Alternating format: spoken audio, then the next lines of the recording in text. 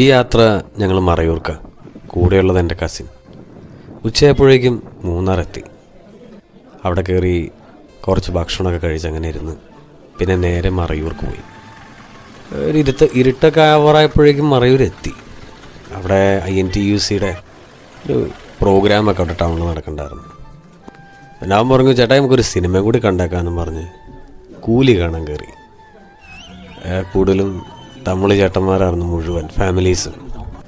സിനിമയൊക്കെ കണ്ടിറങ്ങി പുറത്തെത്തി നല്ല കേക്കും കുറച്ച് ചായയൊക്കെ മേടിച്ച് കഴിച്ചു. അതിനുശേഷം പിന്നെ നേരെ ഹോട്ടലിലേക്ക് വിട്ട് പിറ്റേ ദിവസം രാവിലെ ഒന്ന് ഇറങ്ങി. അത്യാവശ്യം തണുപ്പും കോടയൊക്കെ ഉണ്ട്. നേരെ ഒരു ചായ കുടിക്കാനായിട്ട് പുറത്തു വന്നു. അവിടെ അപ്പച്ചന്മാരുടെ കൂടെ പുറത്തൊക്കെ ഇരുന്ന് ഒരു നല്ല വൈബാണ്. ചായയൊക്കെ അകത്താക്കി. പിന്നെ എന്തെങ്കിലും കഴിക്കണമല്ലോ, അതിലൊന്ന് കറങ്ങി കിടന്ന് റൂമിൽ ചെന്ന് ബാഗൊക്കെ എടുത്ത് നേരെ കഴിക്കാനുള്ളൊരു പ്ലാനായിട്ട് പുറത്തോട്ട് വിട്ടു. രാവിലെ അവിടെ നല്ല രസമാണ്. കഴിക്കാൻ പോയ ചായക്കടയുടെ അടുത്ത് കണ്ട ഒരു പട്ടിയാണ്.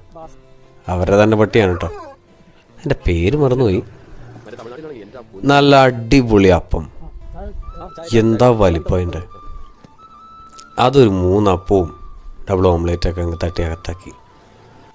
ഇത് ചായ കുടിച്ച ആ ഹോട്ടലിൻ്റെ അടുത്ത് തന്നെ മറയൂർ ഉള്ളൊരു ചെറിയ വെള്ളച്ചാട്ടം. അതൊക്കെ ഒന്ന് അവിടെ നടന്ന് കണ്ട്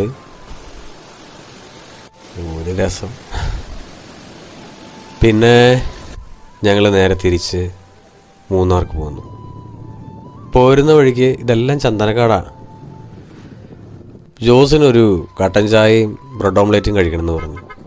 പോരുന്ന വഴിക്ക് ഞങ്ങളൊരിടത്ത് നിർത്തി ഞാനൊരു ലെമൺ ടീ കുടിച്ചു, അവനും കഴിച്ചു. പിന്നെ കുറേ കൂടി മൂന്നാർ എത്താറായപ്പോഴേക്കും നല്ല ഒന്നാം തരം ഈ സാധനം കോൺ, ചോളം നല്ല പുഴുങ്ങി കൊടുക്കുന്നുണ്ടായിരുന്നു. ആ തട്ടിപ്പുള്ളി ഒരെണ്ണകത്താക്കി. അങ്ങനെ ആ യാത്ര ഏകദേശം അവിടെ അവസാനിക്കുന്നു.